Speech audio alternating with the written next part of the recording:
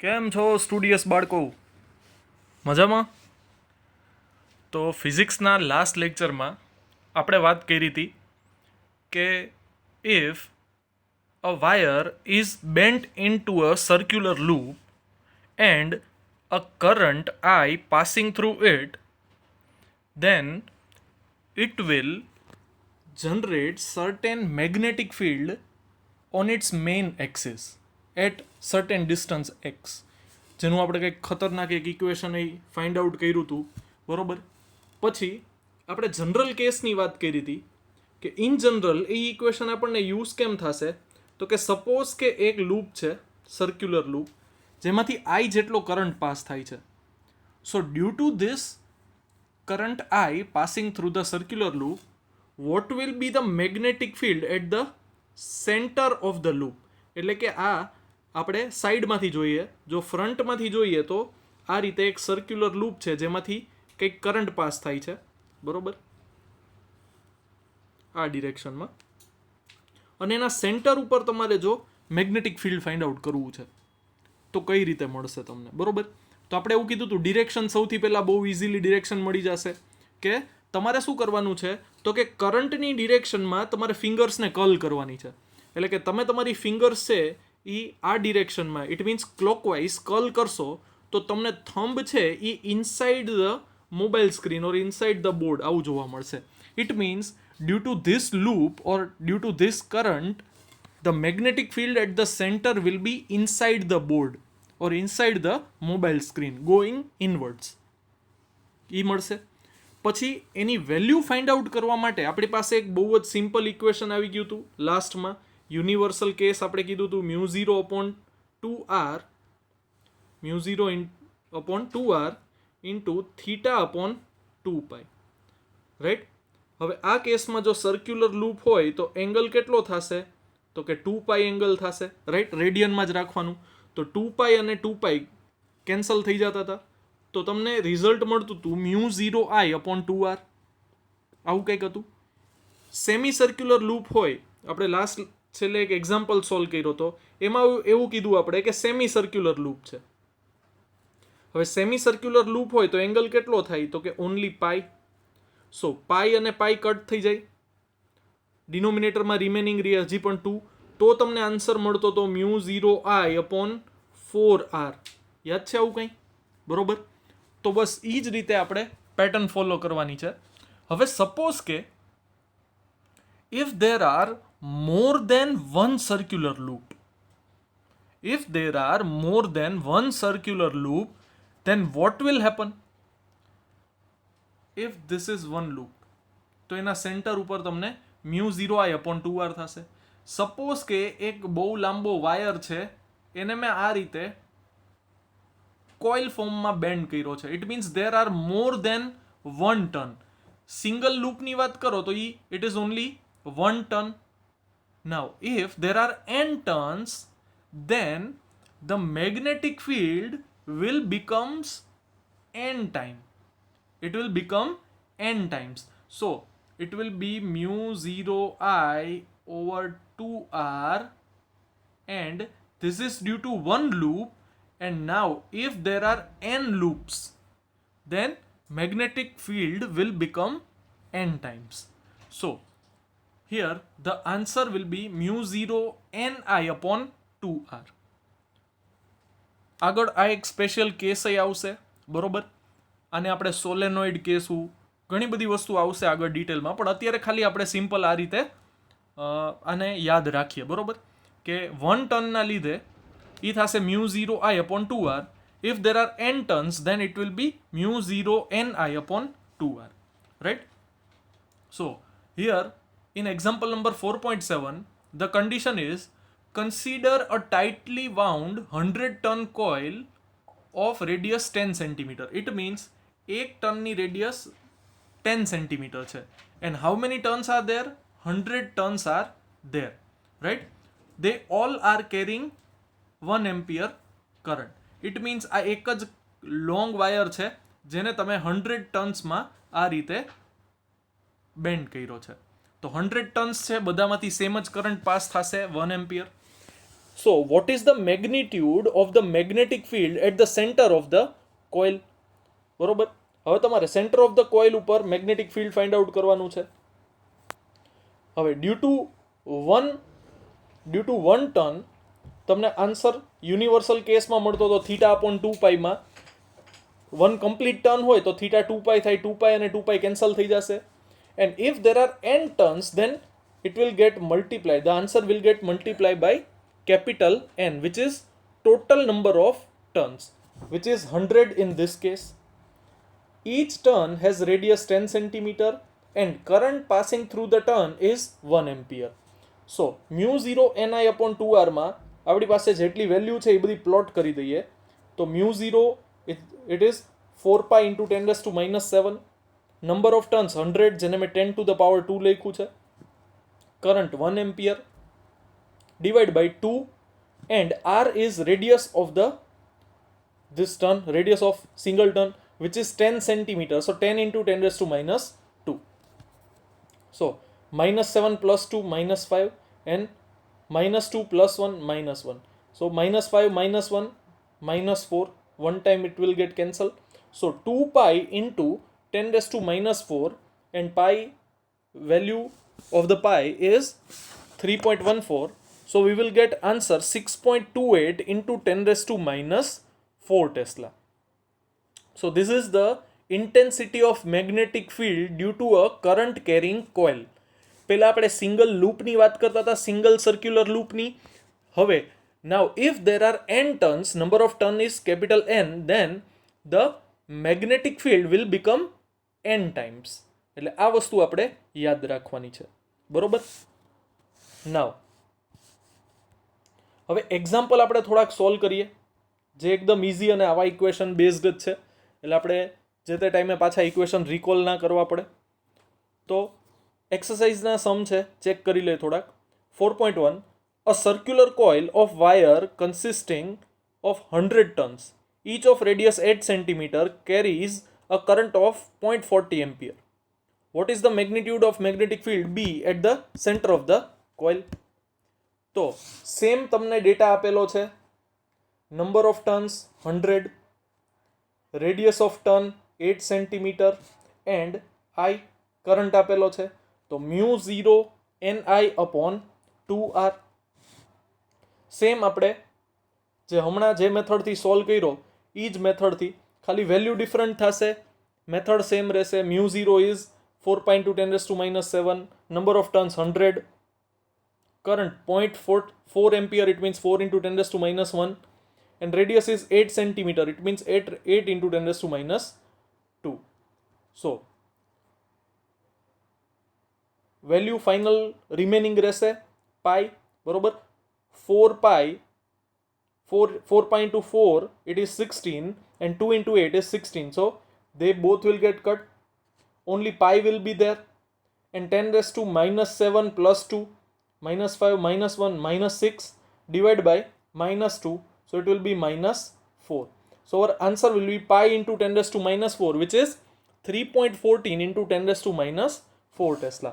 અને ડિરેક્શન જો આમાં પૂછે તો સપોઝ કે કરંટ આ ડિરેક્શનમાં ફ્લો કરે છે, બરોબર, તો તમારે ઈ ડિરેક્શનમાં ફિંગર સ્કલ કરવાની, તો તમને મેગ્નેટિક ફિલ્ડ આ ડિરેક્શનમાં આવશે. બટ આમાં મેગ્નેટિક ફિલ્ડની ડિરેક્શનની કોઈ વાત જ નથી કરી, ખાલી મેગ્નિટ્યુડ પૂછ્યું છે, તો એ બહુ ઇઝીલી આપણે ફાઇન્ડ આઉટ કરી શકીએ. રાઈટ. સો આ થયો આપણો answer 4.1નો. 4.2, a long straight wire carries a current of 35 ampere. What is the magnitude of the field at a point 20 centimeter from the wire? હવે એક સિમ્પલ વાયર આપ્યો છે જેમાંથી 35 એમ્પિયર કરંટ પાસ થાય છે, રાઈટ. અને એનાથી કેટલા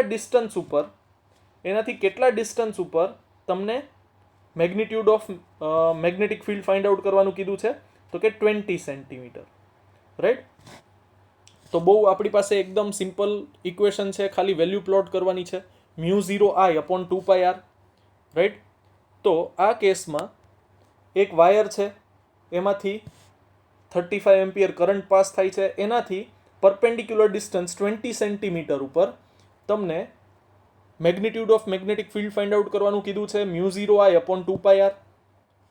હવે μ0 ની વેલ્યુ છે આપણી પાસે 4 pi into 10⁻⁷, current 35 ampere divide by 2 pi and distance 20 centimetre, it means 20 into 10⁻², 4 pi 2 pi get cut, તો 2 આન્સર રિમેનિંગ રહેશે.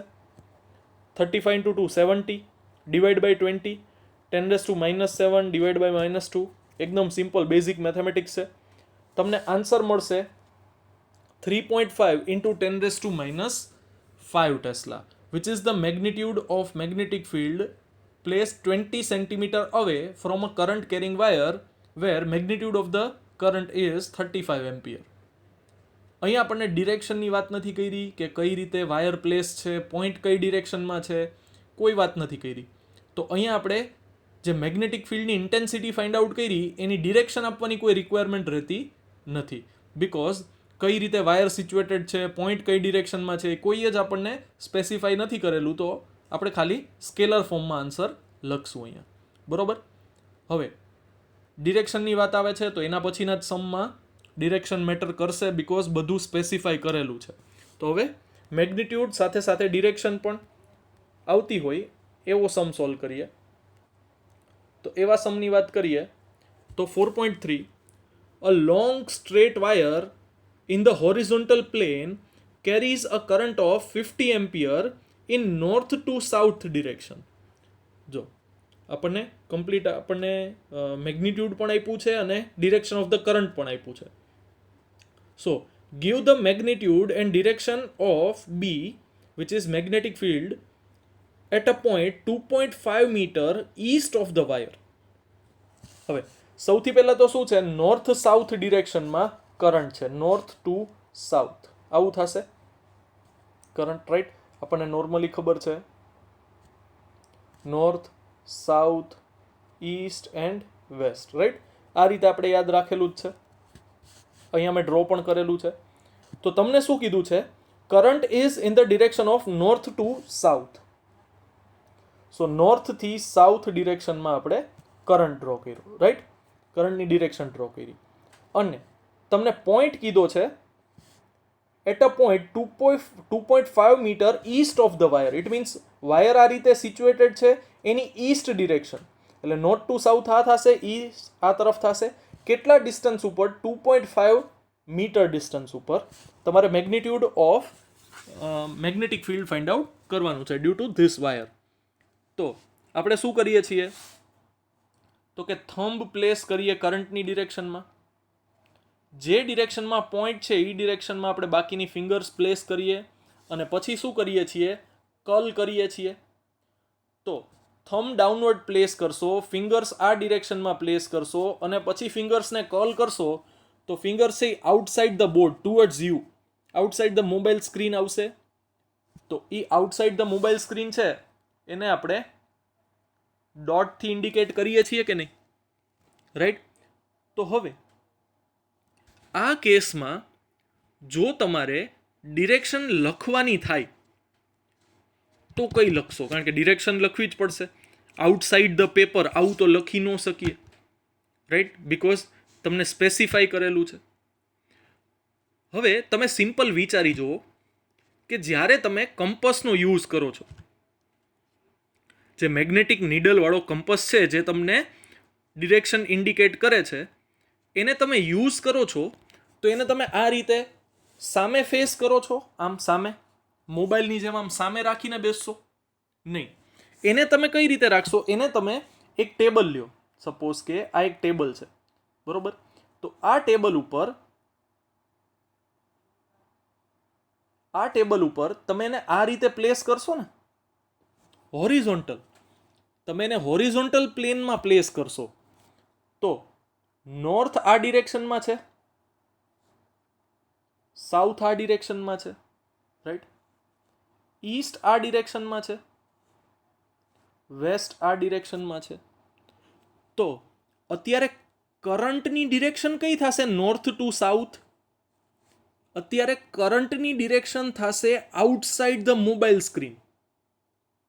સમજો આ વસ્તુ. તમે અત્યારે શું કરો છો તો કે તમે અત્યારે આઉટસાઇડ ધ મોબાઈલ સ્ક્રીન, એ વસ્તુને આપણે ભૂલી જાય. સપોઝ કે તમે જે અત્યારે કોઈ એક પિલો અથવા રાઇટિંગ બોર્ડ અથવા ટેબલ તમે જે કંઈ પણ લઈને બેઠા છો, બરોબર, જો લેપટોપ હશે, કોમ્પ્યુટર સ્ક્રીન હશે તો થોડુંક ડિફિકલ્ટ થશે, પણ મોબાઈલ સ્ક્રીન માટે બહુ ઇઝી થઈ જશે, બરોબર. તમે એને પ્લેસ કરી દો પિલો ઉપર ઓર ટેબલ ઉપર જેના ઉપર તમે બેઠા છો, તો એ તમારી હોરિઝોન્ટલ સરફેસ થઈ ગઈ. હવે આ કેસમાં આ નોર્થ છે, આ સાઉથ છે, રાઈટ. હવે કરંટની ડિરેક્શન કઈ છે તો કે નોર્થ ટુ સાઉથ. અત્યારે ઈસ્ટ આ ડિરેક્શનમાં છે, વેસ્ટ આ ડિરેક્શનમાં છે. હવે તમે શું કરશો તો કે તમે નોર્થ ટુ સાઉથમાં થંબને પ્લેસ કરશો, એટલે તમે થંબ ડાઉનવર્ડ આ રીતે પ્લેસ કર્યું, રાઈટ. અને ફિંગર્સ છે એ ટુવર્ડ્સ ઈસ્ટ પ્લેસ કરી. થંબ તમારી બાજુ છે, હોરિઝોન્ટલ રાખવાનો છે, વર્ટિકલ પ્લેનમાં મોબાઈલને નથી રાખવાનો. નોર્મલી ટીવી હોય છે ને, એ ટીવી ઓર લેપટોપ સ્ક્રીન ઓર મોબાઈલ સ્ક્રીન એ જનરલી તમે આમ સામે રાખીને બેસો તો એનો મતલબ કે તમે વર્ટિકલ પ્લેનમાં છો. અત્યારે હું વાત કરું છું હોરિઝોન્ટલ પ્લેનમાં. એક ફ્લેટ ટેબલ ઉપર તમારે ફોનને મૂકી દેવાનો છે, રાઈટ. તો કમ્પસ જનરલી તમે આ જ રીતે યુઝ કરો છો.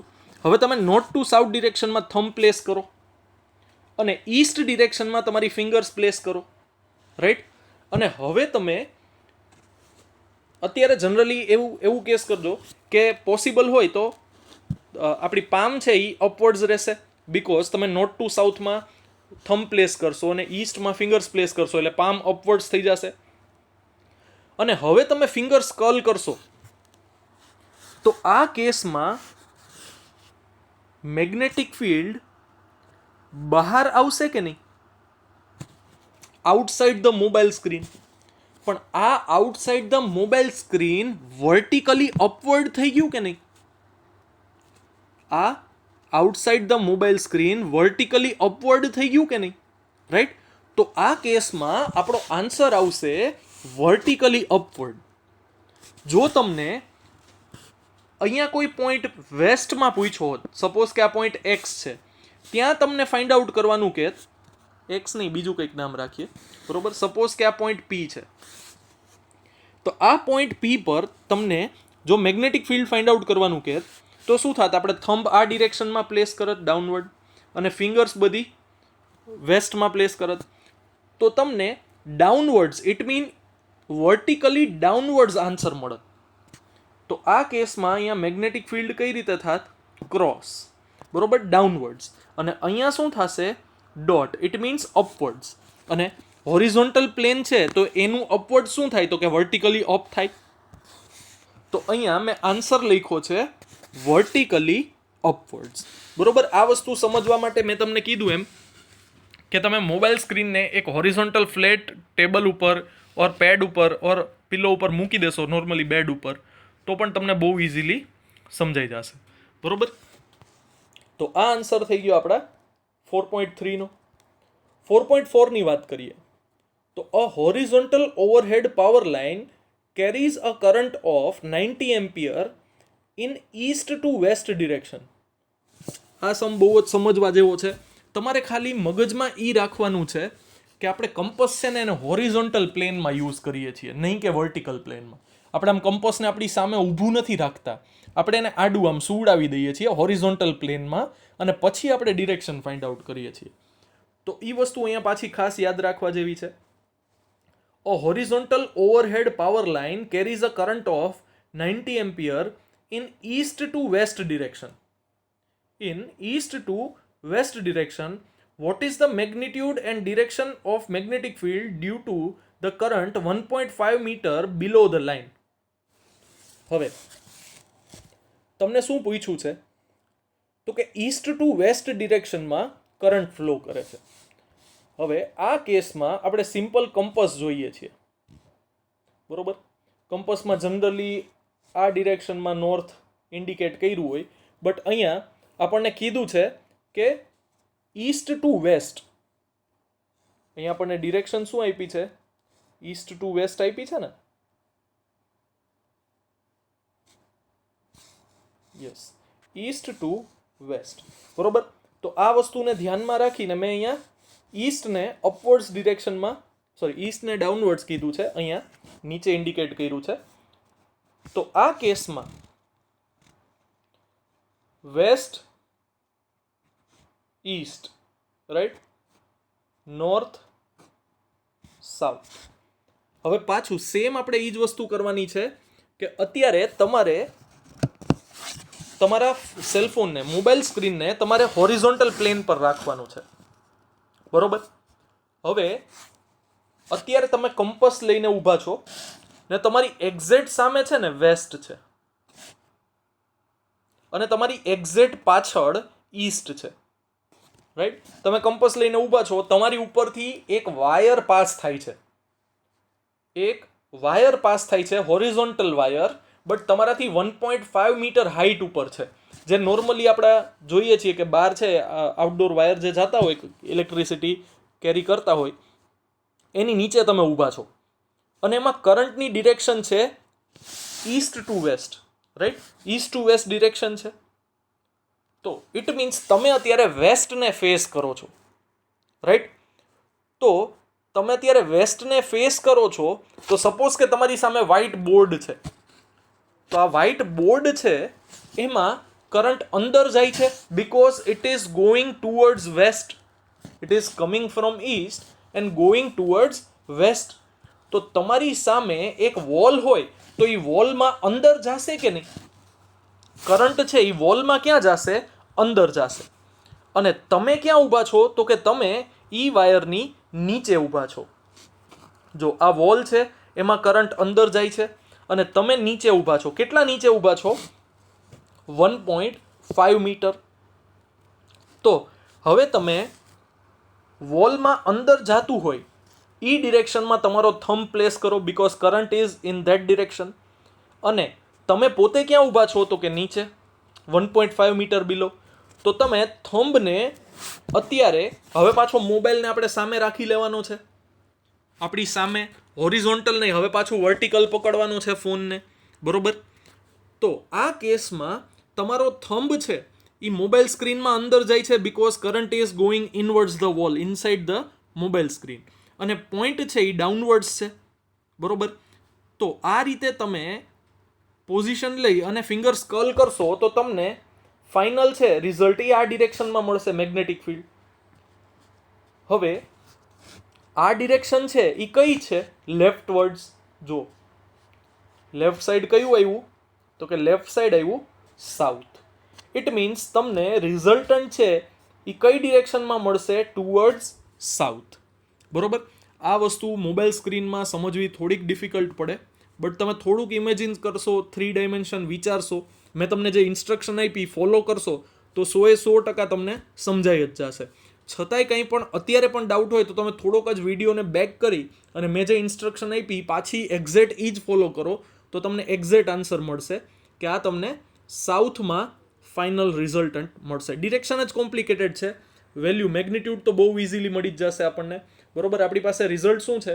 તો કે μ0I/2πr, રાઈટ. કરંટ કેટલો છે? તો કે 90 એમ્પિયર. આર કેટલું છે? તો કે 15. 1.5 મીટર, ઇટ મીન્સ 15 × 10⁻⁻1. બધી વેલ્યુ પ્લોટ કરશો તો તમને મેગ્નેટિક ફિલ્ડની ઇન્ટેન્સિટી મળશે 1.2 × 10⁻5 ટેસ્લા, રાઈટ. અને ડિરેક્શન તો ઓલરેડી આપણે ફાઇનલાઇઝ કરી જ નાખી છે, ટુવર્ડ સાઉથ. તો આ રીતે તમને બહુ ઇઝીલી આન્સર મળી જશે, રાઈટ. તો આ વાત કરી આપણે, જે ટોપિક અર્લિયર આપણે સ્ટડી કર્યો એના રિલેટેડ જે સમ્સ આવે છે એક્સરસાઇઝમાં એની વાત કરી, બરોબર. તો હવે થિયોરેટિકલ ન્યૂ ટોપિકની વાત કરશું. તો આપણે જે ટોપિક સ્ટડી કર્યો એના પછીનો નેક્સ્ટ ટોપિક છે એમ્પિયર સર્કિટલ લો, રાઈટ. હવે એમ્પિયર સર્કિટલ લો, કોઈ વાંધો નહીં, નિરાતે વિડીયો પોઝ કરી લ્યો, ઊંડા 1-2 શ્વાસ લઈ લ્યો, બરોબર. Deep breath in, deep breath out, બરોબર. પાણી પી લ્યો, પાછા આવી જાઓ. તો વાત કરીએ છીએ આપણે એમ્પિયર સર્કિટલ લોની. તો ચેપ્ટર 1માં ને આમાં બહુ જ સિમિલારિટીઝ છે. ચેપ્ટર 1માં તમને યાદ હોય તો આપણી પાસે કુલમ્સ લો હતો. ચેપ્ટર 1માં આપણી પાસે કુલમ્સ લો હતો, બરોબર, ટુ ફાઇન્ડ આઉટ ફોર્સ. અહીંયા આપણી પાસે છે Biot Savart's law to find out magnetic field, right. Next ત્યાં આપણી પાસે હતું ગોસ લો. અહીંયા આપણી પાસે છે એમ્પિયર સર્કિટલ લો. ગોસ લોનો યુઝ પણ આપણે ઇલેક્ટ્રિક ફિલ્ડ ફાઇન્ડ આઉટ કરવા માટે કરતા હતા. અહીંયા એમ્પિયર સર્કિટલ લો છે એનો યુઝ પણ આપણે મેગ્નેટિક ફિલ્ડની strength, magnetic field find out માટે કરશું. First magnetic field find out કરવા માટે આપણી પાસે મેથડ છે બાયો સાવર્સ લો, બરોબર, જે આપણે સ્ટડી કર્યો ઇન ડિટેલ.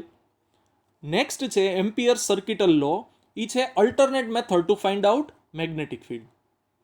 ફર્સ્ટ આપણી પાસે છે જ બાયો સાવર્સ, અલ્ટરનેટ મેથડ છે magnetic field strength find out કરવાની એમ્પિયર સર્કિટલ લો, રાઈટ. હવે એમ્પિયર સર્કિટલ લો અને ગોસ લો બહુ જ સિમિલર છે. ગોસ લો આપણે શું કહેતા હતા? ગોસ લો છે એ કંઈક આપણે આવું લખતા હતા, E dot DA equals to Q enclosed और Q total sigma Q upon epsilon 0. याद આવતા है? सिग्मा Q और Q enclosed इट मीन्स તમે એક સ્ફિયરિકલ શેલ ઇમેજિન કરો. આ સ્ફિયરિકલ શેલને આપણે ગોસ સરફેસ, ગોસિયન સરફેસ કહેતા હતા, યાદ છે? હવે આની અંદર બે ચાર્જીસ છે, Q1 and Q2. If there are two charges Q1 and Q2 inside the Gaussian surface, then what will be the flux related to this surface? It will be Q total, it means Q1 plus Q2 upon epsilon 0. યાદ છે? અને જો તમારે electric field find out કરવાનું હોય તો એ થશે E dot A, એટલે કે 4πr² if the radius of this spherical shell is small r. યાદ છે? આ રીતે આપણે ગોસ લોનો ઇમ્પ્લિમેન્ટેશન કરી અને ઘણા બધા આપણે રિઝલ્ટ ફાઇન્ડ આઉટ કર્યા હતા. Electric field due to a infinite length of charged wire, પછી ઇન્ફાઇનાઇટ સરફેસ, રાઈટ. આ ઘણા બધા આપણે સ્પેશિયલ કેસ જોયા હતા બાય યુઝિંગ ગોસ લો. તો એવી જ રીતે અહીંયા if there are more than one wires which are carrying current, આ કેસમાં I1 અને I2, હું બે કરંટ કેરિંગ વાયર્સ છે એને ઇમેજિન કરું છું, રાઈટ. તો આ કેસમાં સપોઝ કે આ બે વાયર્સ છે I1 અને I2, અને કોઈ મને એમ પૂછે કે મોબાઈલ સ્ક્રીનની બહાર 1 મીટર ડિસ્ટન્સ ઉપર magnetic field due to this I1 and I2 current find out કરો. What is the magnetic field 1 metre away from this current carrying wires I1 and I2? તો આ કેસમાં મારે ફાઇન્ડ આઉટ કરવો પડશે આન્સર. તો આ રીતે થોડોક આને ઇમેજિન કરવો થોડોક ડિફિકલ્ટ થશે. તો આપણે શું કરીએ, આ લૂપને હું આ તરફથી જોઉં છું. સપોઝ કે આ તરફથી મારું પોઈન્ટ ઓફ વ્યૂ છે, તો મને શું દેખાશે? સોરી, આ ડિરેક્શનમાં નહીં થાય, મેં જે ફિગર ડ્રો કરી છે એને અકોર્ડિંગ આ ડિરેક્શનમાં થશે, રાઈટ. તો અહીંયાથી હું જોઉં છું તો શું થાય છે, તો કે I1 છે ને it is going away from મી. તો અહીંયા હું એક લૂપ ડ્રો કરું તો આ કેસમાં I1 છે it is going away from me and I2 is coming towards me. જો it is coming towards my eye. જો અહીંયા મેં ખતરનાક આઈ ડ્રો કરી છે, બરોબર. તો આ કેસમાં પણ એવું જ થશે, રાઈટ, કે એક જ મિનિટ, કંઈક એરર છે, કોઈ વાંધો નહીં. તો અહીંયા મારી પાસે, હા જતું રહ્યું, સમજી ગયું, બિચારું ડાયું છે. તો આ કેસમાં આપણી પાસે બે કરંટ કેરિંગ વાયર છે. One is in one current is going away and one is in which current is coming towards us. હવે અહીંયા મારે શું કરવાનું છે, એક લૂપ ઇમેજિન કરવાની છે. તમને યાદ હોય તો ગોસ લોમાં આપણે શું કરતા હતા, ચાર્જીસને 360 ડિગ્રી બધી બાજુથી એન્ક્લોઝ કરી લેતા હતા. પણ અહીંયા બધી બાજુથી એન્ક્લોઝ નથી કરવાનું, એમાં સરફેસ એરિયા આવતો તો આમાં લેન્થ આવશે. આ વસ્તુ ખાસ યાદ રાખજો. એમ્પિયર સર્કિટલ લો અને ગોસ લો બેમાં મેઇન ડિફરન્સ છે. ગોસ લોમાં એરિયા આવતું હતું, અહીંયા લેન્થ આવશે. શું કામે આવે છે એ પણ હમણાં આપણે વાત કરી લેશું, બરોબર. બટ અહીંયા આપણે શું કરવાનું છે કે અહીંયા બે વાયર છે આવા, બરોબર. સિમ્પલ આપણે શું કરવાનું છે, એક થ્રેડ લેવાનો છે, દોરો, અને એ દોરાને આ રીતે મૂકી દેવાનું છે.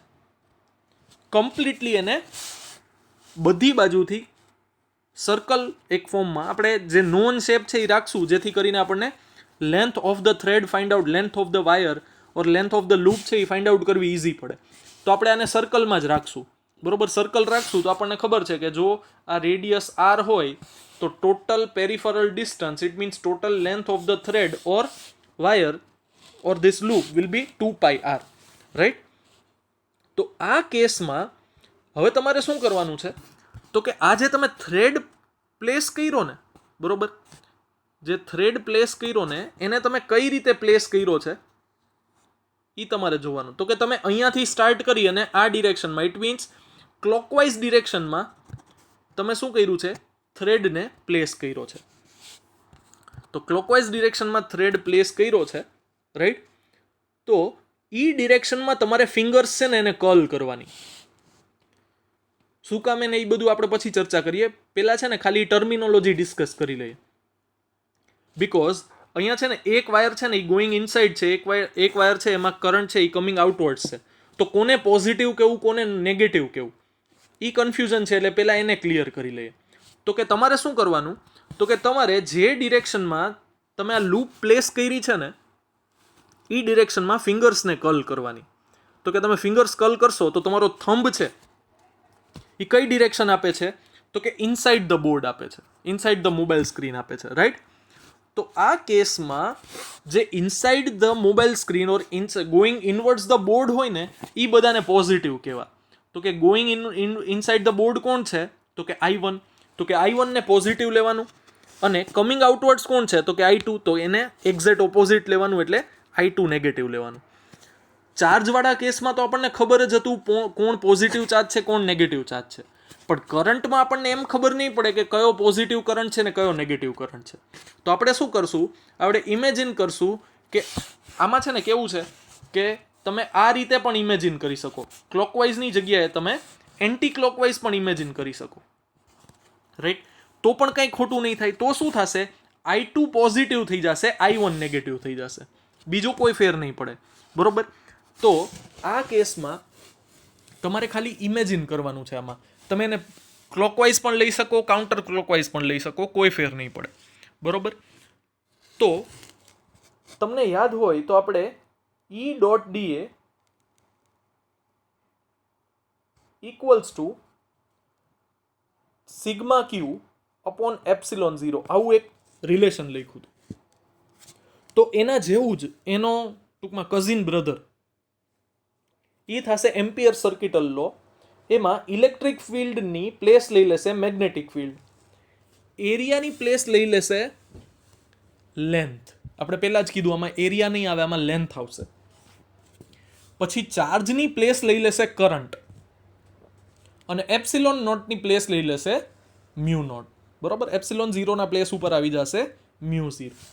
તો આ રિલેશનને થોડોક આમાં આપણે ફિલ્ટર કરીને પ્લેસ કરીએ, આમ ઇન્સ્ટાગ્રામમાં અને ફેસબુકમાં અને સ્નેપચેટમાં અને ફિલ્ટર મૂકતા હોય ને, તો સપોઝ કે ઓરિજિનલ ફોટોગ્રાફ આ છે અને એને તમે આમ ખતરનાકવાળું ફિલ્ટર એપ્લાય કરો, તો એ ફિલ્ટર એપ્લાય કરી અને રાજપાલ યાદવ બની જશે સલમાન ખાન.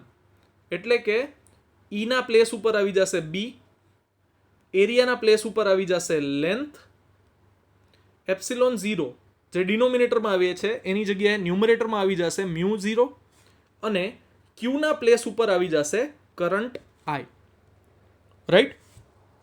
તો આપણને એમ્પિયર સર્કિટલ લો છે એ આવા ફોર્મમાં મળી ગયો કે integration of B.dl equals to μ0 I inside. હવે I ઇનસાઇડ શું કામે, તો એ તો જગ જાહેર જ છે.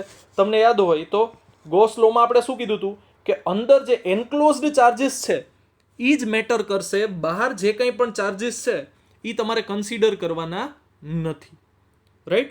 તો આ કેસમાં તમારે શું કરવાનું છે, તો કે તમે જે સપોઝ કે તમને આ પોઈન્ટ P પર કોઈ મેગ્નેટિક ફિલ્ડ ફાઇન્ડ આઉટ કરવાનું કહે, તો તમારે શું કરવાનું કે અહીંયાથી એક નાનકડો એવો આખી લેન્થનો નાનકડો એવો સેગમેન્ટ સિલેક્ટ કરવાનો, જેની લેન્થ કઈ હોય, તો કે જેની લેન્થ હોય dl. હવે આપણી પાસે ઇન્ટિગ્રેશન b.dl છે, ઇટ મીન્સ b તો વેક્ટર છે, dl પણ વેક્ટર છે. તો dl ની ડિરેક્શન કઈ લેવાની, તો કે તમે જે રીતે થ્રેડ પ્લેસ કર્યો હોય ને એનો ટેન્જન્ટ ડ્રો કરવાનો ત્યાં. આવું આપણે કરતા જ હતા પહેલા પણ, બરોબર? આ રીતે એક વાયર હોય તો એમાંથી તમે સ્મોલ સેગમેન્ટ dl સિલેક્ટ કરો, તો તમે શું કરતા હતા, કરંટની ડિરેક્શનમાં dl ને લખતા હતા. અહીંયા કરંટની ડિરેક્શન નથી, બરોબર, બટ આપણે dl ની ડિરેક્શન આ રીતે ટેન્જન્ટની ડિરેક્શનમાં લેશું, બરોબર. અહીંયા કોઈ તમને એમ કહે તો એ થશે આ ડિરેક્શનમાં ટેન્જન્ટ, તો dl ની ડિરેક્શન આ થશે. રાઈટ? આ રીતે તમે ક્યાંય પણ dl ની ડિરેક્શન સિલેક્ટ કરી શકો, જે મેં અહીંયા ઇન્ડિકેટ કરી છે. રાઈટ? હવે જો અહીંયા બે વાયર હોય, બરોબર, એક ગોઈંગ ઇનસાઇડ, એક કમિંગ આઉટસાઇડ, તો આ બે વાયરથી સર્ટેન ડિસ્ટન્સ ઉપર આ બધા પોઈન્ટ છે. રાઈટ? તો બધે કંઈક મેગ્નેટિક ફિલ્ડ હશે. યસ? તો એ મેગ્નેટિક ફિલ્ડ હશે તો શું થશે, તો કે એ મેગ્નેટિક ફિલ્ડ કઈ રીતે હોવું જોઈએ, તો કે ફોર એક્ઝામ્પલ આપણે એવું માની લઈએ કે મેગ્નેટિક ફિલ્ડ છે ને ટેન્જેન્શિયલ છે. Magnetic field is tangential to the, જે આ એમ્પિયર્સ લૂપ છે એને ટેન્જેન્શિયલ છે. ઇટ મીન્સ જે ડિરેક્શનમાં dl ની ડિરેક્શન છે એ જ ડિરેક્શન થશે b ની. રાઈટ? આ ડિરેક્શન dl પણ છે, એમાં જ આવી જશે b. આમાં dl જ છે અને એમાં પણ આવી જશે b. રાઈટ? એટલે આ રીતે dl અને b ની ડિરેક્શન સેમ થશે. તો આ છે ફર્સ્ટ યુઝ. તમે ક્યારે આ લોને યુઝ કરી શકો.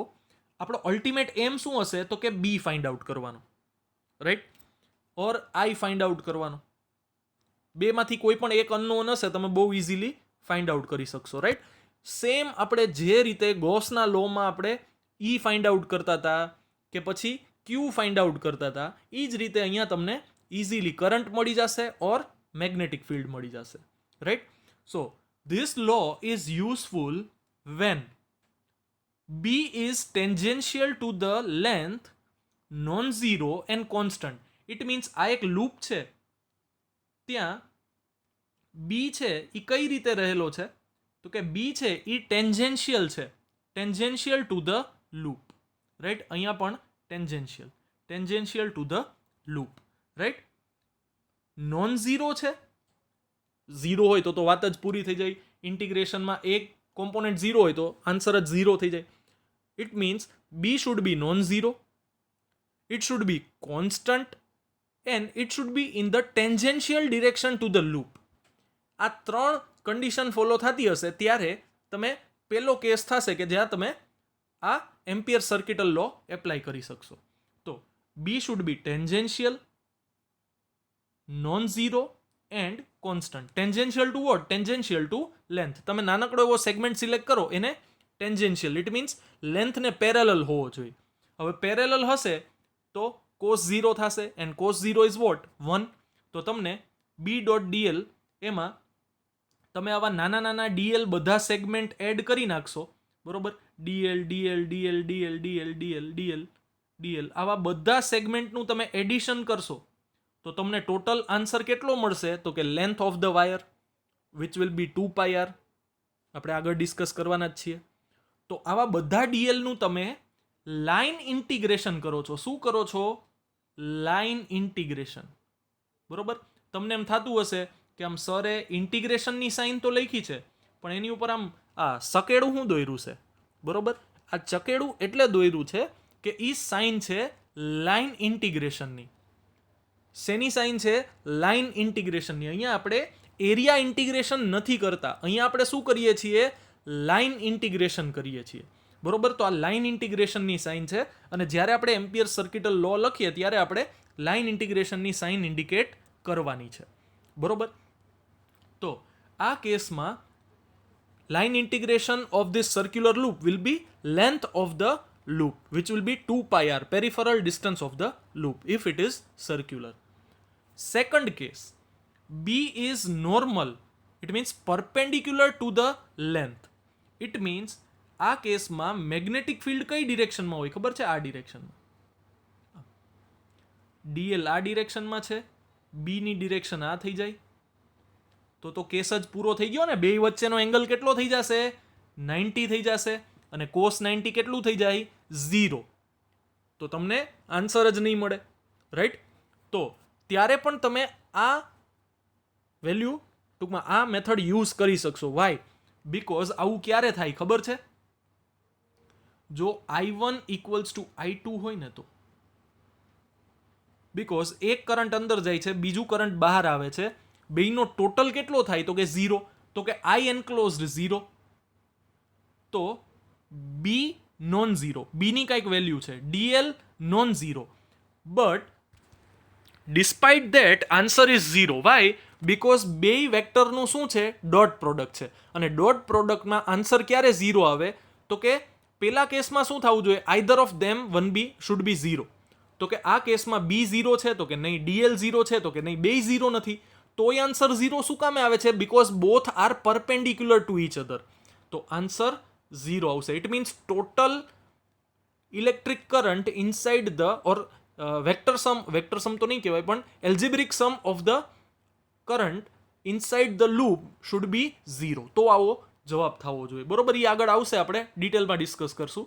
પણ જ્યારે આવું હશે ત્યારે શું થશે, તો કે બે એકબીજાને પરપેન્ડિક્યુલર હશે, અને પરપેન્ડિક્યુલર હશે તો cos 90 0 થઈ જશે, રાઈટ. તો આ સેકન્ડ કેસ થયો જ્યારે B નોન ઝીરો છે પણ DL ને પેરેલલ નથી, DL ને પરપેન્ડિક્યુલર છે. જો ફર્સ્ટ કેસમાં આપણે શું જોયું કે B અને DL ની ડિરેક્શન સેમ હોવી જોઈએ.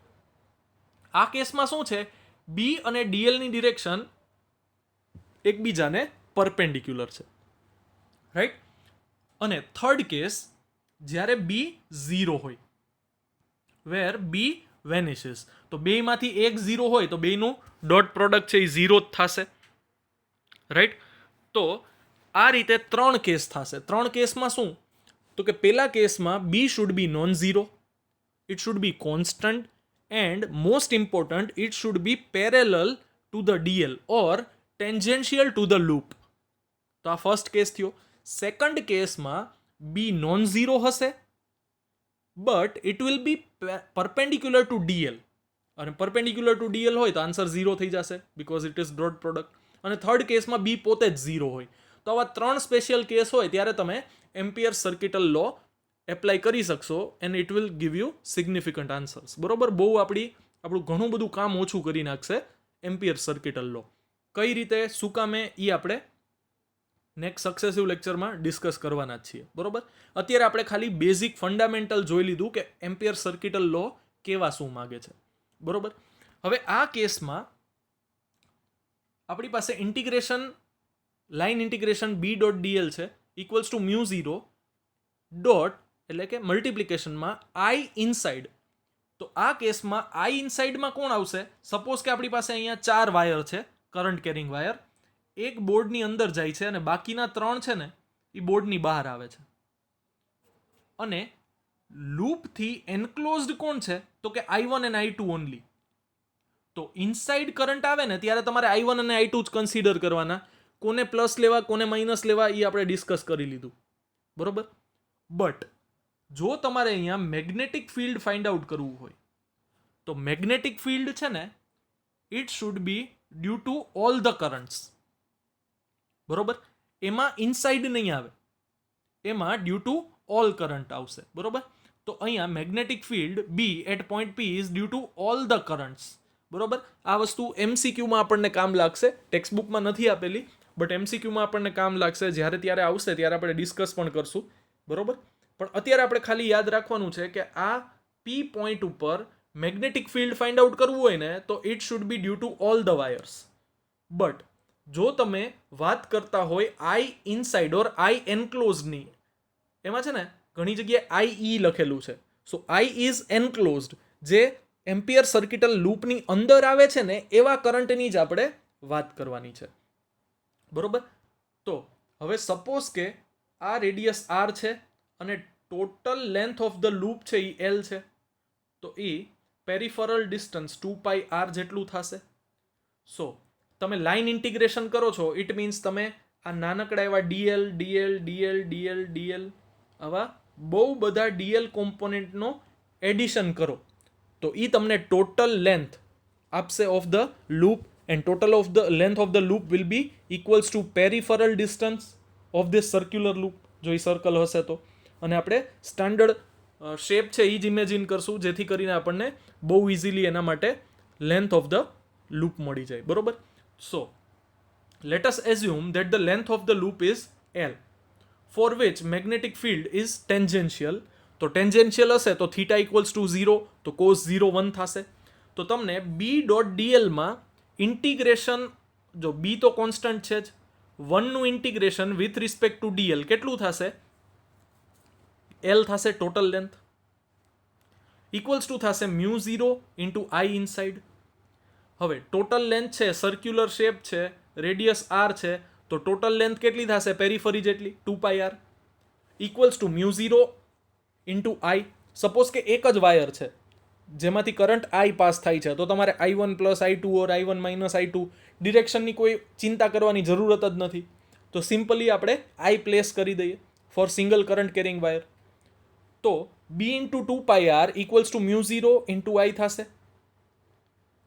તો આ કેસમાં જો તમે બી ને લીડ બનાવશો તો બી ઇક્વલ્સ ટુ થશે મ્યુ 0 આઈ અપોન 2πr, જે એક બહુ જ ઇમ્પોર્ટન્ટ રિઝલ્ટ છે.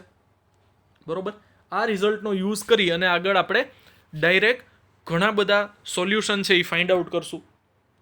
તો આ પણ એક બહુ જ ઇમ્પોર્ટન્ટ રિઝલ્ટ છે જે આપણે એમ્પિયર સર્કિટલ લોને યુઝ કરી અને ફાઇન્ડ આઉટ કર્યો છે. રાઈટ.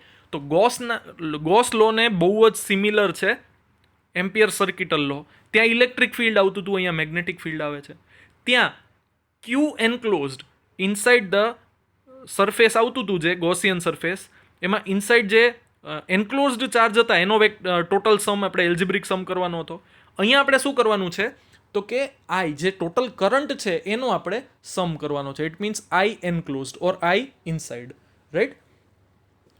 ત્યાં સરફેસ આવતું હતું, સરફેસ ઇન્ટિગ્રેશન ડી એ આવતું હતું, અહીંયા લેન્થ ઇટ મીન્સ ડીએલ આવશે. રાઈટ. લાઇન ઇન્ટિગ્રેશન કરવું પડશે. બસ આટલો જ માઇનોર ચેન્જ છે. મેં તમને કીધું એમ કે તમે જેમ ઇન્સ્ટામાં ફિલ્ટર યુઝ કરી અને ચેન્જ કરી નાખો છો ને એમ કાયા પલટ, તો એવું જ અહીંયા ગોસના લોને આપણે થોડીક કાયા પલટ કરશું ને, થોડોક ફેરફાર કરશું ને, તો આપણને એમ્પિયર સર્કિટલ લો મળી જશે. રાઈટ. બેમાં બહુ સિમિલારિટીઝ છે જે આપણે ઇઝીલી જોઈ શકીએ છીએ. તો આજે અહીંયા સુધી રાખીએ. નેક્સ્ટ લેક્ચરમાં આપણે આગળ પણ વાત કરશું. બહુ મજા જ આવી જશે. ખતરનાક સોલેનોઇડ, ટોરોઇડ ને આમ ગજબ જ આનંદ આવી જશે એવો લેક્ચર થશે નેક્સ્ટ. બરોબર. તો આજના લેક્ચરમાં જે કંઈ પણ મેં કરાવ્યું છે એ તમારે હોમવર્કમાં લખી અને મને સેન્ડ કરવાનું છે. ટેક્સ્ટ બુકમાંથી લખવાનું છે, પ્લસ મેં જે આપ્યું છે એનો રેફરન્સ લેવાનો છે. બરોબર. જ્યાં જ્યાં રિક્વાયરમેન્ટ લાગે ત્યાં એક્સ્ટ્રા ફિગર એડ કરી નાખજો. બરોબર. પેપર બચાવી અને આપણે કોઈ આમ ટૂંકમાં નોબલ પીસ પ્રાઇઝ કે સેવ ધ એન્વાયરમેન્ટ વાળો અવોર્ડ નથી મેળવી લેવાનો. બરોબર. તો કંજુસાઈ કર્યા વગર વ્યવસ્થિત હોમવર્ક લખી અને મને સેન્ડ કરજો. કાંઈ પણ ક્વેરી હોય તો તમે ગમે ત્યારે મને કોલ મેસેજ કરી જ શકો છો. બરોબર. એમાં તો કોઈ મિથુન દાની જેમ હું કહી દઉં કે કોઈ શક, એમ એવો કોઈ શક તો છે જ નહીં. બરોબર. તો મળીએ નેક્સ્ટ લેક્ચરમાં. ત્યાં સુધી કાલની ટેસ્ટ માટે પ્રિપેરેશન કરતા રહ્યો. All the best. બરોબર. અને ઇન જનરલ પણ નેક્સ્ટ લેક્ચરમાં મળીએ. ત્યાં સુધી keep preparing. All the best. Thank you.